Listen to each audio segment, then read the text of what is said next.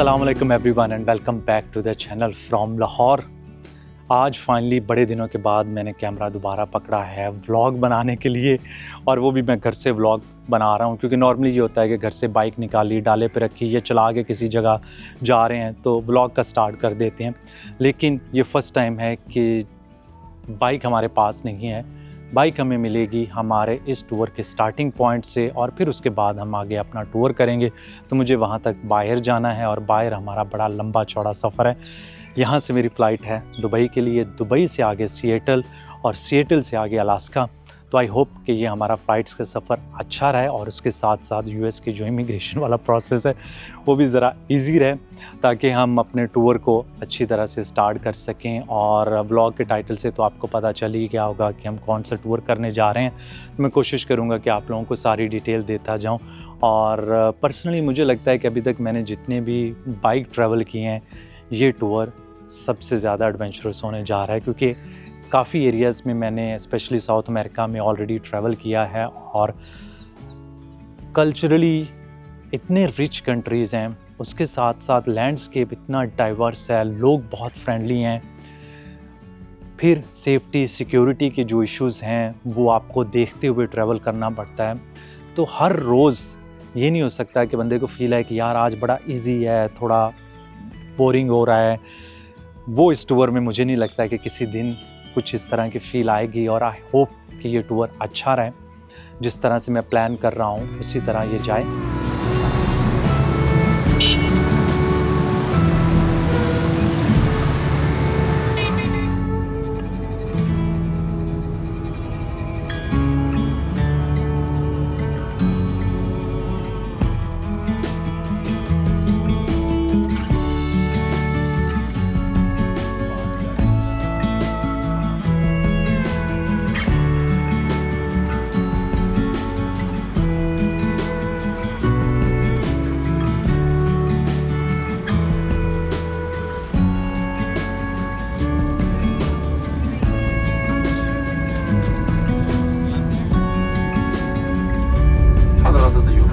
أسعد الله صباحكم بكل خير.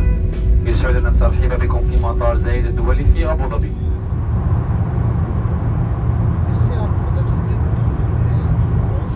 सो जी finally Dubai पहुंच गए हैं और नींद से बुरा हाल है, आप मेरी आंखों में देख रहे हैं, क्योंकि आज सुबह मेरी 4:30 बजे फ़्लाइट थी लाहौर से अबू धाबी के लिए।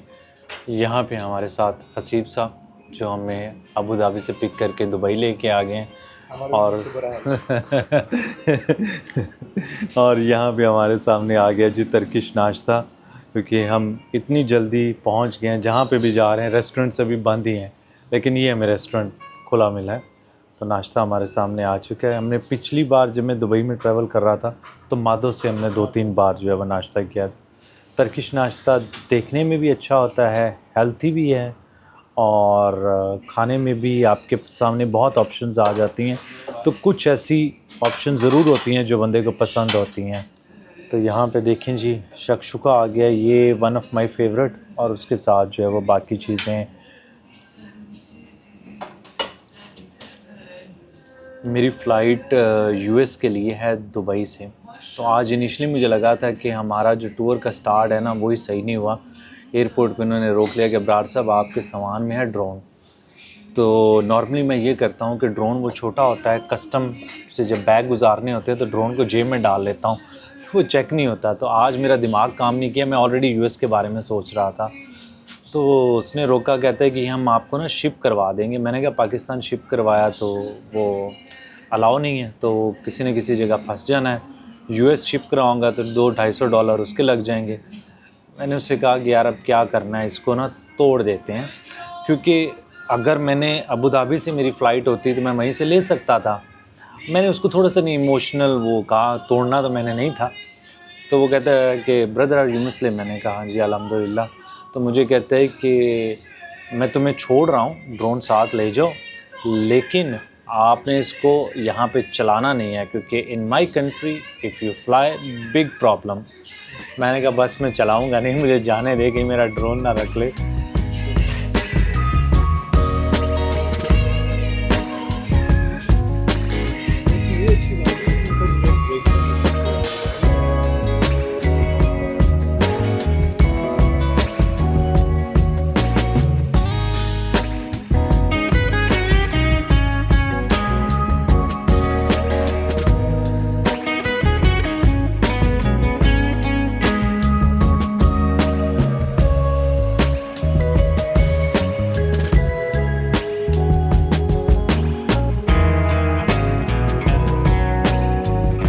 दुबई में मैं 2 नाइट स्टे करूँगा और बिल्कुल मॉल ऑफ एमिरेट्स के साथ अल बरशा के एरिया में, फ्लोरा होटल के नाम से है।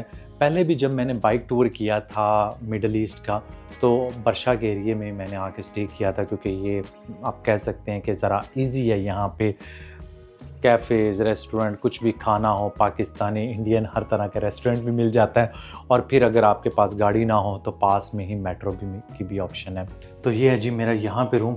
आप देखें, बड़ा खुला, डिसेंट, अच्छा, साफ़ सुथरा बड़ा रूम है कि यहाँ पे आराम से मैं कंफर्टेबली स्टे कर सकता हूँ। और इतना महंगा भी नहीं है। इसके मैंने आई थिंक कोई $49-50 के आसपास बनते हैं पर नाइट। तो 2 रातों के $100 पे किए हैं। जब मैं यूएस पहुंचूंगा तो वहाँ पे मैं बताऊंगा कि वहाँ पे कितना एक्सपेंसिव है। अभी के लिए सरप्राइज़ ही रखते हैं।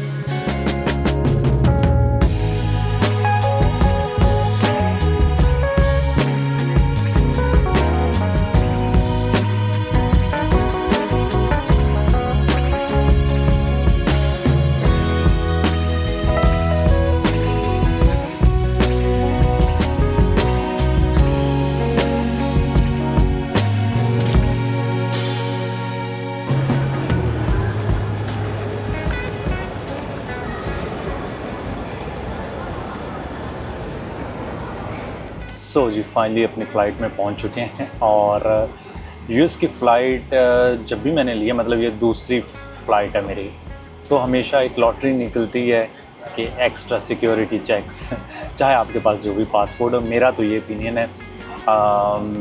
आई थिंक बहुत सारे लोगों को ये इश्यूज़ फेस करना पड़ता है, वो मुझे भी फेस करना पड़ता है, चाहे मेरे पास जर्मन पासपोर्ट है। लेकिन ये था कि कोई नहीं, जो उन्होंने सामान वगैरह चेक करना था, कुछ ज़्यादा क्वेश्चनिंग नहीं हुई। वो क्वेश्चनिंग मुझे लगता है मोस्ट लाइकली वहीं जाके होगी। मुझे यहाँ पे पता चला है कि अबू धाबी से जो फ़्लाइट जाती है उसकी इमिग्रेशन भी यहाँ पे ही हो जाती है, इत्तेहाद की। तो वो अगर कर लेता तो शायद इजी हो जाना था, वहाँ पे टाइम बच जाना था। एनीवे, फ़्लाइट में प्रीमियम इकॉनमी बहुत अच्छी सीट है, बड़ी अच्छी लेग स्पेस, और मुझे लगता है कि हम आराम से इंशाल्लाह कंफर्टेबली अपनी ये 14.5 घंटे की फ़्लाइट करेंगे।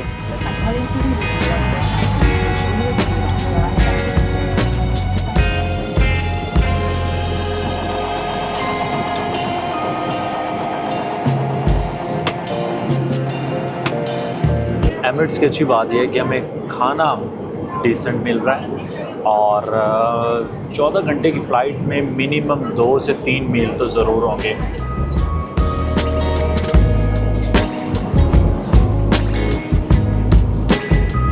हमें फ़्लाइट लिए हुए तकरीबन 2.25 घंटे हो गए। मैंने कहा आप लोगों को रूट दिखा देते हैं। यहाँ पे हमें देखें जी, चाय दे गए हैं और उसके साथ चॉकलेट भी मिलती है इधर। प्रीमियम इकॉनमी के ये फ़ायदे हैं। तो ये अभी मैप लोड हो जाए तो मैं आपको दिखाता हूँ कि हमारा रूट क्या बन रहा है। देखिए, दुबई से शुरू किया हमने, ईरान के ऊपर से होते हुए ये कैस्पियन सी, और फिर रशिया एंटर हो जाएगा जहाज़, और ये बिल्कुल मरमस्क वाली साइड जो है ना, ये ऊपर नॉर्थ में आती है। ये साथ में फिनलैंड का है मैप, और इधर आई थिंक ये ग्रीनलैंड आ गया। यहाँ से होते हुए हम लोग इंटर हो जाएंगे कनाडा की तरफ से। और अगर आप देखें ना तो ये अलास्का है। हमारा अगर डायरेक्ट फ़्लाइट इसकी तरफ होती ना अलास्का, तो हमने इधर निकल जाना था। अभी हम सिएटल जाएंगे, फिर सिएटल से वापस इस तरफ आएंगे। तो ये यहाँ तक कुछ 14.5 घंटे की आई थिंक फ़्लाइट बन रही है।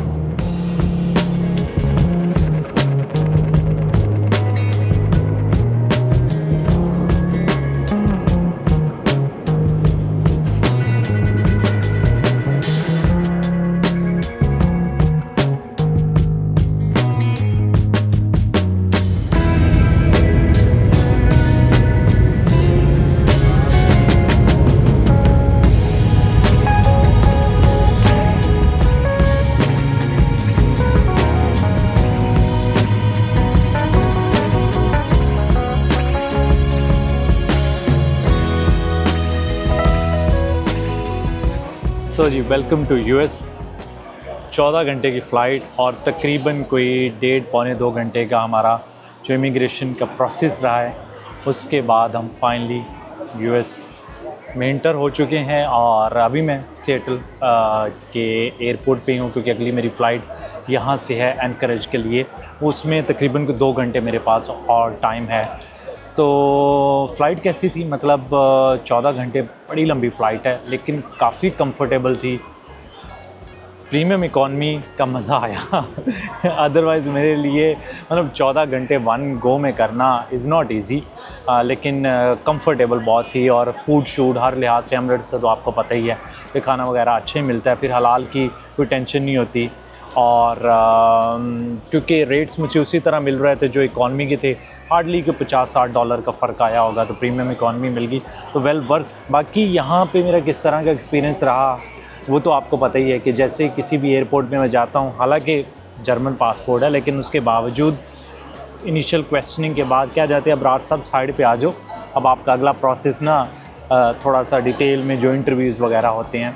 तो उन्होंने जस्ट टिपिकल से क्वेश्चन पूछे, तकरीबन 20-25 मिनट मैंने वेट किया उसके लिए। फिर वो साहब आए हैं, बहुत अच्छा ऑफिसर था, बड़ा फ्रेंडली था, लेकिन एक एक चीज़ उसने पूछी है कि कहाँ जा रहे हो, क्या काम कर रहे हो, कैसे कमा रहे हो, और फैमिली किधर है, पाकिस्तान में क्यों रह रहे हो। मैम नथिंग वियर्ड, जो नॉर्मल क्वेश्चन होते हैं। और साथ में पैसे कितने कैरी करके आए हो, तो मेरे पास कुछ डॉलर्स थे क्योंकि मैंने बाइक के भी कुछ पे करनी है चीज़ें, तो इसलिए मेरे पास करेंसी ज़्यादा थी लेकिन 10,000 से कम थी। तो उसने कहा था 10,000 से ज़्यादा भी है तो कोई मसला नहीं, बस आपने बताना है हमें। तो मेरे पास 10,000 से कम थे इसलिए मुझे डिक्लेयर नहीं करना पड़ा, और मेरे पास कोई खाने पीने की चीज़ें थी नहीं, कोई सीड्स या फ्रूट्स वेजिटेबल कुछ इस तरह की चीज़ें, तो बस वो क्लियर हो गया। फिर यहाँ पे मैंने अलास्कन एयरलाइन को अपना लगेज दिया, चेक इन किया, और यहाँ पे आ गया हूँ वेटिंग एरिया में क्योंकि मुझे थोड़ी सी भूख लगी है। और आते साथ हमने लिया जी यहाँ से पिज़्ज़ा, बड़ा हल्का सा पिज़्ज़ा लग रहा है, देखें जी, पिज़्ज़ा मार्गरीटा, और इसके हमने पे किए हैं यहाँ पे कोई $18। साथ में पानी और कॉफ़ी लेंगे तो हम कोई $30 के आसपास पहुँच जाएंगे, तो क्वाइट एक्सपेंसिव। लेकिन ये एयरपोर्ट है, लेट्स सी जब हम ट्रैवल करेंगे तो उसके बाद पता चलेगा कि कैसा एक्सपीरियंस रह रहा है। अभी इसको खाते हैं, थोड़ा सा रेस्ट करते हैं, फिर अपनी फ़्लाइट के लिए निकलेंगे।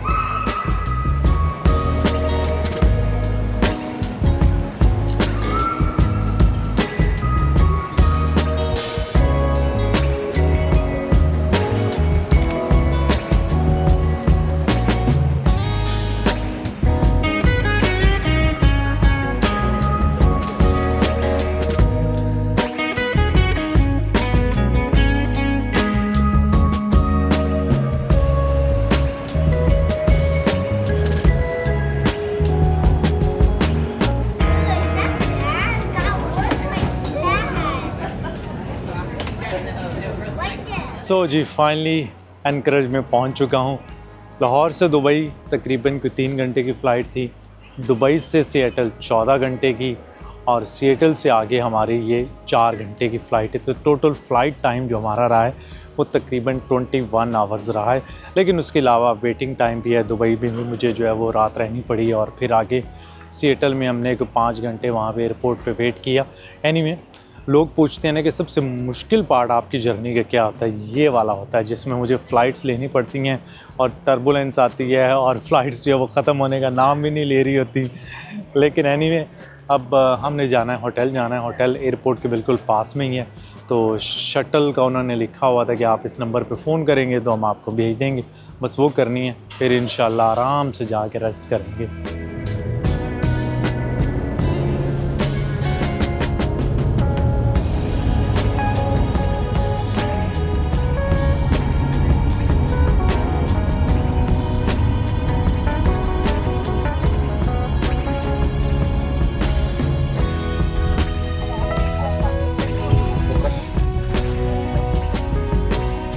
फाइनली जी होटल में हमारा चेक इन हो चुका है, और मुझे सही में बड़ी नींद आई हुई है, थकावट से बुरा हाल है। आप लोगों को मैं अपना रूम दिखा देता हूँ यहाँ पे अलास्का में, एनकरेज में, जो हम पहली रात स्टे करेंगे। सो ये देखें जी, ये हमारा रूम टाइप अपार्टमेंट कुछ आप कह सकते हैं, जिसमें 2 रूम बने हुए हैं। एक तो जैसे इंटर होते हैं सामने एक खूबसूरत सा साफ़ सुथरा सा बेड लगा हुआ है, लेकिन ये जो इन्होंने सोफ़ा रखा हुआ है ना, ये बस रखा ही हुआ है, मतलब पता नहीं इस पे बैठूंगा तो नीचे ही गिर जाऊंगा, जो इसके हालात नज़र आ रहे हैं। और इस तरफ जो है वो इन्होंने एक छोटा सा किचन वगैरह भी दिया हुआ है। और इस तरफ एक और रूम है, ये देखें जी, यहाँ पे सेकंड बेडरूम। और इधर जो है वो लगेज वगैरह रखने के लिए, और यहाँ पे इधर के वॉशरूम्स वगैरह, वॉशरूम भी ठीक है, डिसेंट है। इस होटल के मैंने पे किए हैं जी $210। बड़ा एक्सपेंसिव होटल है। और कोई इस तरह की ख़ास लग्जरी सर्विसेज भी नहीं है, क्योंकि $210 अच्छी खासी बड़ी अमाउंट है। लेकिन मे बी यूएस में सारी चीज़ें एक्सपेंसिव हैं। ये अभी मेरा एक्सपीरियंस, अगले आने वाले दिनों में ट्रैवल करेंगे तो पता चलेगा। और मैं देख रहा था कि जापान में जो हमारा लास्ट ट्रैवल था, 70 या 80 दिन शायद मैंने ट्रैवल किया था, और मैक्सिमम मैंने किसी होटल का पे किया था तो वो $90 पे किया था। एवरेज 45-50 पे जाके मुझे अच्छा डिसेंट रूम मिल जाता था। ये कोई ख़ास होटल या ख़ास रूम नहीं है, लेकिन यहाँ पे मोस्टली जो भी मैंने होटल्स देखे थे वो $200 प्लस ही थे, और ऑलमोस्ट फुली बुकड है। क्योंकि मैंने कोई हफ़्ता पहले बुक करवाया है, तो अगर मैं शायद कोई महीना 1.5 महीना पहले करता तो हो सकता है कि थोड़ा सा इसकी प्राइसेस भी कम हो जाती। मुझे यहाँ पे 2 बेड या 2 रूम चाहिए थे, क्योंकि एक और दोस्त भी आ रहा है, वो मैं आपको सारी डिटेल अगले व्लॉग में बताऊँगा। तो खैर चलता है। जब बाइक आ जाएगी तो हमारे पास एक ज़रा फ्रीडम हो जाएगी कि कभी हम किसी गांव में जाके नाइट स्टे करें, कोई कैंपिंग कर लेते हैं, तो उससे हमारा बजट शायद जो है वो थोड़ा सा नीचे हो जाए। जितनी आज मैंने फ़्लाइट्स ली हैं, 3 फ़्लाइट्स थी, ये तीनों फ़्लाइट्स मैंने बुक की थी bookme.pk से। आप में से काफ़ी लोग ऑलरेडी उनको यूज़ करते हैं। उसका फ़ायदा ये हो जाता है कि जो भी इंटरनेशनल वेबसाइट से पाकिस्तानी कार्ड को यूज़ करके पेमेंट होती है ना, उसके ऊपर 21% गवर्नमेंट ऑफ पाकिस्तान की तरफ से टैक्स भी लगता है। तो ये टैक्स बचाने के लिए और पाकिस्तानी कार्ड को यूज़ करके पेमेंट करने के लिए बेहतर है कि हम लोकल वेबसाइट को यूज़ करें। इसलिए bookme.pk से मैंने ये किया था। तो इनको मैं और भी यूज़ करूँगा होटल्स के लिए भी और फ़्लाइट्स वगैरह के लिए भी, तो अपना एक्सपीरियंस साथ साथ मैं शेयर करता जाऊँगा। अभी बैटरी डाउन है, आराम से रेस्ट करते हैं, और इंशाल्लाह नेक्स्ट व्लॉग में आप लोगों को दिखाते हैं। दुआ में याद रखिएगा। अल्लाह हाफ़िज़।